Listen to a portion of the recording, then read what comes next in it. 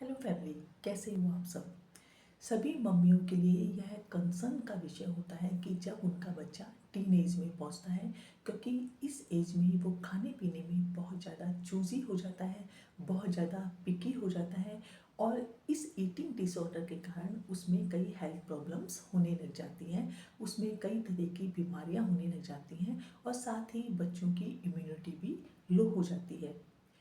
तो आज हम इस वीडियो में बात करेंगे कि टीन्स में ईटिंग डिसऑर्डर क्या होता है, यह कितने प्रकार का होता है और क्या कारण है कि टीन्स में ईटिंग डिसऑर्डर होता है। जैसे ही बच्चा टीन एज में पहुंचता है तो उसमें कई हार्मोनल चेंजेस होते हैं, उसके बिहेव में भी चेंज आते हैं, उसके खाने पीने के आदतों में भी चेंजेस आते हैं।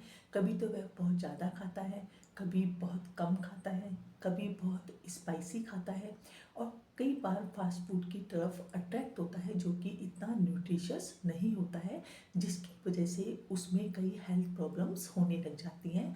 और इससे न केवल उसकी फिजिकल हेल्थ पर फर्क पड़ता है बल्कि उसकी मेंटल हेल्थ पर भी फर्क पड़ने लगता है। उसका स्टडीज़ को करने का बिल्कुल भी मन नहीं लगता है, उसे थकान फील होती है, उसे आलस फील होता है और उसकी एनर्जी लो हो जाती है। उसका किसी भी काम को करने का बिल्कुल भी मन नहीं करता है। तो टीन्स में खाने पीने की आदतों में जो चेंजेस आता है उसे ही ईटिंग डिसऑर्डर कहते हैं। और अब बात करते हैं कि ईटिंग डिसऑर्डर कितने प्रकार का होता है। कुछ टीन्स होते हैं जो कि देखने में बहुत दुबले पतले होते हैं और उन्हें हमेशा ही ऐसा महसूस होता है कि मैं मोटा नहीं हो जाऊं, इसलिए वो कम खाते हैं।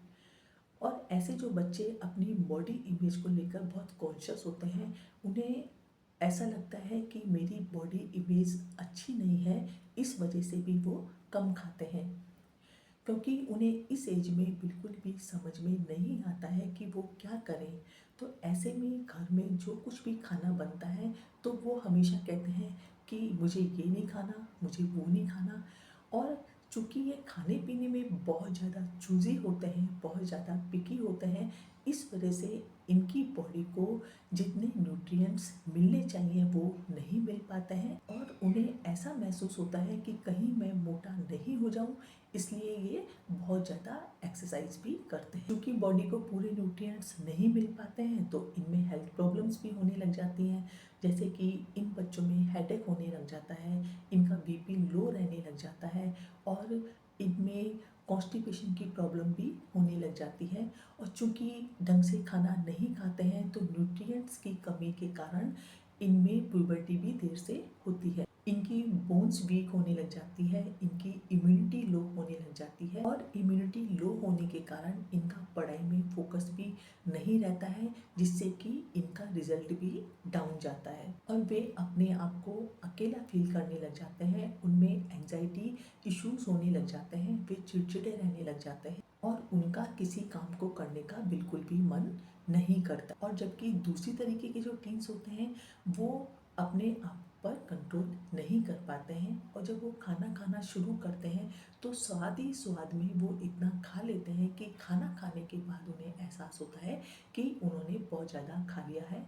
इस ओवर ईटिंग के कारण उनका वेट बढ़ जाता है और वो अपनी बॉडी इमेज को लेकर शर्म महसूस करने लगते हैं और ऐसे बच्चे अपने आप को जज करने लगते हैं, अपने आप में गिल्टी फील करने लगते हैं और अकेले में खाना खाना पसंद करते हैं, जिससे कि कोई दूसरा उनके बारे में यह नहीं सोचे कि वह बहुत ज़्यादा खाना खा रहा है। चूँकि दूसरे बच्चे उसकी बॉडी इमेज को लेकर कमेंट्स करते हैं, उसको बुली करते हैं, तो इस वजह से वो डिप्रेस रहने लग जाता है, वो चिड़चिड़ा रहने लग जाता है, उसमें एंजाइटी इश्यूज होने लग जाते हैं और उसका किसी काम को करने का बिल्कुल भी मन नहीं करता है। अपने आप को लो एनर्जेटिक फील करते हैं। चूँकि वो स्ट्रेसफुल रहते हैं इसलिए वो बहुत जल्दी जल्दी खाते हैं, जिसकी वजह से इनमें कई हेल्थ प्रॉब्लम्स होने लग जाती हैं, जैसे कि हाई बीपी और डायबिटीज़ जैसी प्रॉब्लम हो जाती है और साथ ही नींद न आने की भी समस्या हो जाती है। चूँकि ऐसे जो टीन्स होते हैं वो अपनी बॉडी इमेज को लेकर बहुत ज़्यादा शेम फील करते हैं, इसकी वजह से इनमें कॉन्फिडेंस की भी कमी पाई जाती है। और जो तीसरी प्रकार के टीन्स होते हैं वो ना तो बहुत ज़्यादा खाते हैं और ना ही बहुत कम खाते हैं, और जो भी घर में बनता है वो खाना खा लेते हैं।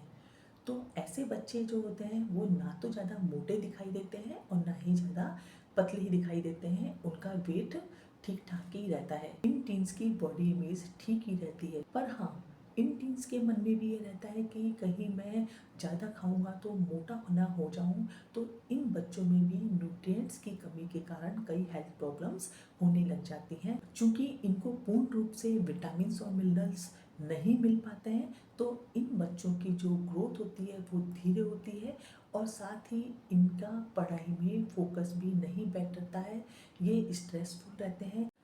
अब बात करते हैं कि टीन्स में होने वाले ईटिंग डिसऑर्डर का कारण क्या है। आखिर किस कारण से टीन्स में ईटिंग डिसऑर्डर होते हैं। सबसे पहला कारण है कि यदि आपके आसपास का वातावरण स्ट्रेसफुल है तो इस वजह से भी टीन्स में ईटिंग डिसऑर्डर होता है। और या फिर यदि टीन की बॉडी इमेज ठीक नहीं है, या तो वह बहुत ज़्यादा मोटा हो गया है या बहुत ज़्यादा पतला हो गया है, तो इस वजह से भी टीन्स में ईटिंग डिसऑर्डर होता है।